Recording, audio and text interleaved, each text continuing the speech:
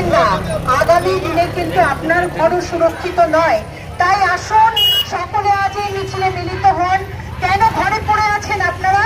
আপনি জানেন আপনার মেয়ে স্বাধীন নয়, আপনি জানেন আপনি নিজে স্বাধীন নয়। তাই আগামীকাল 15ই বাংলা এবার গর্জে ওঠো, বাংলা গর্জে ওঠে, পাড়া এবার গর্জে ওঠে।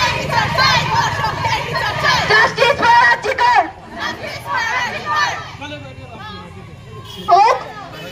ও ক্ষোভের কারণে অমানবিক ঘটনা ঘটেছে, যা প্রতিটি নারীর নিরাপত্তা ও সম্মানের উপর এক নির্মম আঘাত।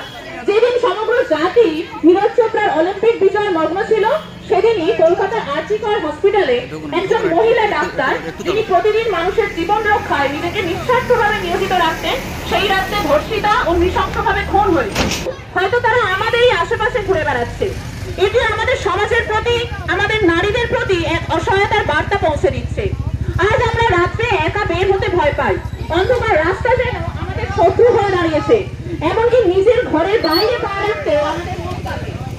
কিন্তু আজ আমরা গোচরণবাসীরা এবং সরবেরিয়াবাসীরা, বিশেষ করে আমরা মেয়ে এবং নারী পুরুষ নির্বিশেষে সকলে আমরা এখানে একত্রিত হয়েছি এক মিছিলে। আমরা জানি আরজিকরের এই ঘটনাটা মর্মান্তিক ঘটনা। আজ শুধুমাত্র একজন ডক্টর অন ডিউটি ডক্টরের ধর্ষণ হয়েছে বলে সেটা প্রকাশ্যে এসেছে, শুধুমাত্র তাই নয়, আমাদের এরিয়ায় কিংবা চারপাশের অনেক এরিয়ায় আমাদের অনেক এরকম ধর্ষণের কেস চোখের আড়ালে থেকে যায়। আমরা এর বিরুদ্ধে একটা প্রতিবাদী মিছিল করতে চাই এবং আমরা প্রতিবাদ করতে চাই। We want justice. কারণ আমরা জানি কাল স্বাধীনতা দিবস। আমরা তখনই স্বাধীন হতে পারবো যখন নারীর স্বাধীনতাটা আমরা সুনিশ্চিত করতে পারবো, প্রত্যেকটা মেয়ের স্বাধীনতাটা আমরা সুনিশ্চিত করতে পারবো। তাই আজকের স্বাধীনতার প্রাক্কালে আমরা সকলে মিলে একত্রিত হয়েছি একটা জাস্টিসের জন্য, যাতে এরপর থেকে আমাদের বাড়ির কোনো রকম মহিলার সঙ্গে যাতে এই ধরনের ঘটনা না ঘটে এবং সমাজে এই ধরনের পাশবিক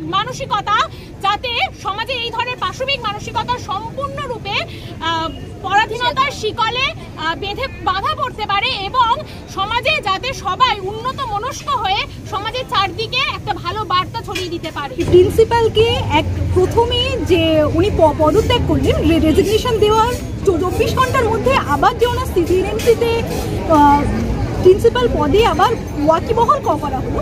তো সেখানে তো রাজ্য সরকারের যে হাত কারসাজিটা, সেখানে তো ঠিকঠাক স্টেপ নেওয়া হলো না।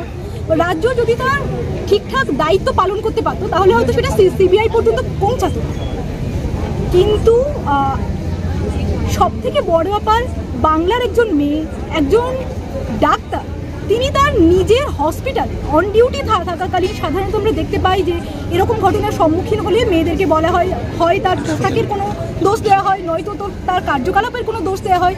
কিন্তু এই ক্ষেত্রে তিনি তার অন ডিউটি থাকাকালীন 36 ঘন্টার ডিউটি, সেখানে যে তিনি বিশ্রাম নিতে গেলেন, তার নিজের হসপিটালে যদি তিনি সুরক্ষিত না হন, তাহলে কি মেয়েরা আজ আমরা নিজেদের বাড়িতেও সুরক্ষিত?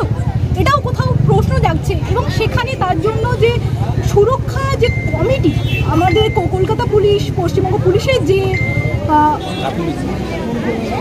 তাদের যে কাজকাম ছিল, সেটা যদি তারা সঠিকভাবে পালন করতো তাহলে তো আজকে আমাদের এই দিন দেখতে হতো না। একটার পর একটা যে ঘটনা কন্টিনিউ ঘটে চলেছে, তার তো কোনো প্রতিকার আমরা দেখতে পাচ্ছি না।